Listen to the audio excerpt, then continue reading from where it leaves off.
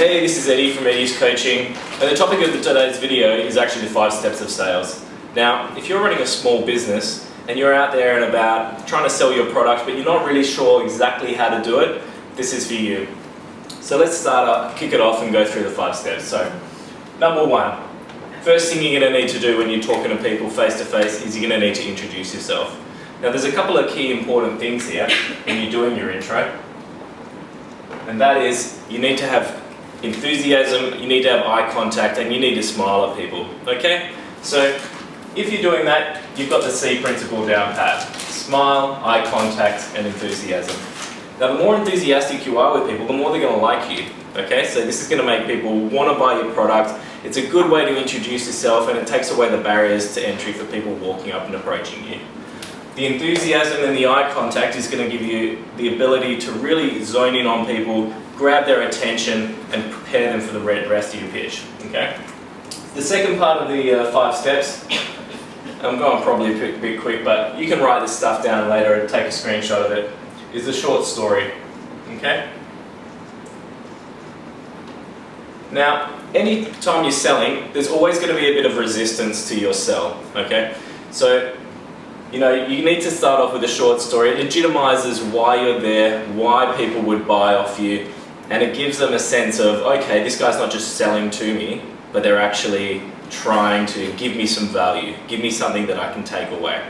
So like, let's say for example, you're selling, a raffle ticket, or you're selling, some paintball. You might say, look, we're in the area because XYZ. We're here to give you a good value discount because we find that the demographic comes from this area. And that will just let people say, oh, okay, yeah, there's a legitimate reason that you're in this area. So short story is something you can always use, but the key is to keep it simple and keep it short. So the principle for short story is KISS. Keep it simple, stupid, or keep it short and simple. That'll just let people go, okay, yeah, that makes sense, and we'll move on into the presentation. Okay, so the third step is presentation, or as I call it, the prezzo. Now in here, we really want to create value for people, but we also want to impulse them to purchase. So we're trying to go through all the benefits, product features and benefits, something unique about your product. You may or may not want to mention the competitors. I tend not to want to mention the competitors, or if you do, or if they bring up the competitors, don't mention them in a negative light. Say, oh, they're really great, but we find that people like our product more because it is better, because of our features and benefits. So there's a few things you can do in presentation, and this is really the key to selling, is that you use some of the impulse factors, because you want to impulse people to purchase, okay? And those impulse factors can be summarized as gifts, because you're giving a bit of a gift to your client here by creating value for them, okay? So the first one is greed.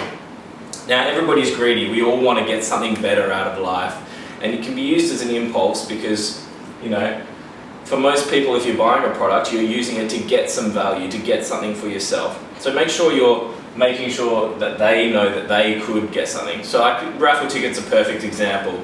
Everybody wants to win, so the ability to win and the ability to show that feature and benefit of your raffle, that you're going to win thousands of dollars, or if you're saving the money, the greed ability to save cash is going to really help you as well.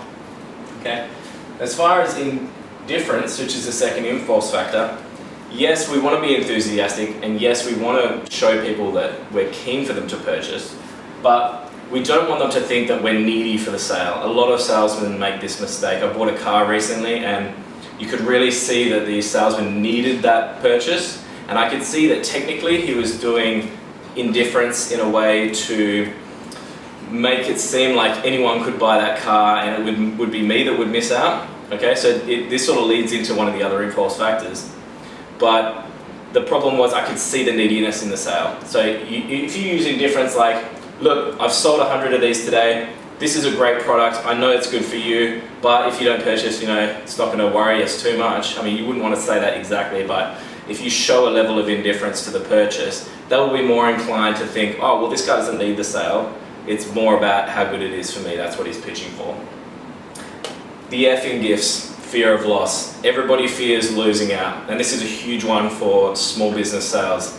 I remember going to a show, and there was a lady saying, you know, I've only got 10 of these bags left, and my wife at the time really wanted one, and she was like, oh, if I come back later, I'm not going to get it. Okay, so everybody wants to keep up with the Joneses. Now, you know, that expression's been around for a long time, but what it really means is that we all want to have what other people have. If everybody's having the new iPhone, we want to buy it. If everybody wants to buy the latest TV or the latest products, we all want to get them. And the reason for that is because people want social conformity. So if we know that other people are purchasing a product, the sense of the Jones theory here is going to help us convey that, you know, this is for you, everybody else has done it, it legitimizes your product a little bit, and it really impulses people to purchase. If they know that everybody else has purchased a show bag or a raffle ticket, or they're helping out their community, or whatever it might be that you're selling, the Jones theory is going to help you just legitimize their purchase and make them feel like, okay, well, if I've purchased it, I'm probably not going to have any, you know, post-buy remorse because other people have made this same purchase. So the final impulse factor that we have is the sense of urgency. Now, all of these impulse factors together, combined, will help you create a sense of urgency. But you don't want people to walk away feeling like they can come back and, oh, you know, they've got time to think about it. You will get these excuses when you're trying to sell face-to-face. People will say, oh, I need to talk to my wife or my husband or my cat or my neighbor or whatever it is, okay? So you don't want them to feel like there is no sense of urgency. You want them to feel like, well, you could go away, but you know, we've only got 8 left. That's why when you look at, say, eBay or Booking.com, any of the websites, they'll say, oh, there's 7 people looking at this and there's only 2 rooms left, or there's 2 products left, or you have a time limit. That creates a sense of urgency in people's mind, and it's a strong impulse factor to get them to purchase. Okay, so if you can use some of these impulse factors in your presentation, you don't have to use all of them every time, but when I used to sell raffle tickets, this was one of my early sales jobs, we would actually go through one after another. We would have a little line on each one of the impulse factors, and you could just see people's eyes light up when they'd hit, oh, everybody else has bought one. Oh, okay, yeah, well, I'll buy one. Or, oh, you've only got a few left. And actually, one of the interesting things about it was every time we made a sale, say we would sell, you know, we were selling books of 10 raffle tickets. Say we would sell 3 to someone, and they're like, okay, I'm going to buy 3 raffle tickets. I'd pull out a book which would have that 1 extra in the end, so I might have 4 left in it. And I'd rip off the 3 tickets. Oh yeah, here you go. Oh, do you want that lucky last one? And every single person would purchase that. Now that's a 25% increase in your sales if you're selling 4 and getting that extra sale. So it just shows that these little impulses, you know, they can draw in a sale, and it's different for different people. Some people will want to keep up with the Joneses. Oh, everybody else is doing that, okay, I'll do it. Some people will have a fear of loss. Oh, if I don't buy now, I might miss out, you know, I sort of like it, you know, you've impulsed me already with some of the features and benefits of the product. Or some people are greedy, they want to win, they want to have that good deal that you've presented so well to them. So if you've given them really good features and benefits, they will want that benefit, and that they will want to take it for themselves. So all these have their place. Now, the fourth part, and this is key to any sale you have to close. So many salesmen don't do it, and saleswomen. Now, closing is one of those things where you can't walk into a close and say, oh, so yeah, you like the product you want to buy. Do you think you'd like it, or would you like to buy it? No, you have to say to people, how many, or would you like to sign up today? Not even would you like to sign up today. You need to not ask, you need to basically be asking them how they want to pay for it, or how they want to buy it, or how many, okay? And to do that, your close needs to be the triple C. It needs to be clear, it needs to be concise, and it needs to be confident. So if you're selling a product where you can sell multiple items, you might want to say, okay, did you want to take the 4-pack, which most people go for, or the 3-pack? You know, and it gives them a clear choice. It's very clear. It's going to be the 4 or the 3, and they'll go, yeah, okay, I'll take the 3-pack. They might go down, okay, and that will lead into the next step of sales in a second. But the key there is that it's an option of which one to buy, and not whether to buy or not. Okay, so that is key, and it needs to be clear. People need to be able to hear exactly what you're saying okay, they're asking me to purchase, or okay, they're asking me which one I want to purchase. It needs to be confident. A non-confident close is a kiss of death for your legitimacy, okay?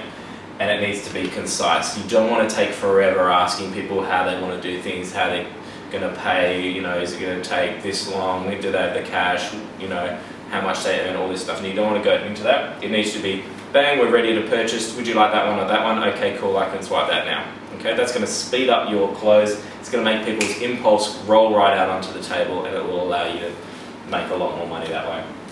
Now the final bit, and you'd think what would be the final bit if you've already closed the sale and made the sale, is you want to rehash people. You do want to sell them more, okay? And often you can, if you're selling a product where you can sell multiples, this is where your real profit margin can come in. You know, a lot of businesses are only making 10, 15% profit on a good day, okay? So if you can increase sales by double or by 25% by selling multiples of products, of course that's going to be a massive difference to your business.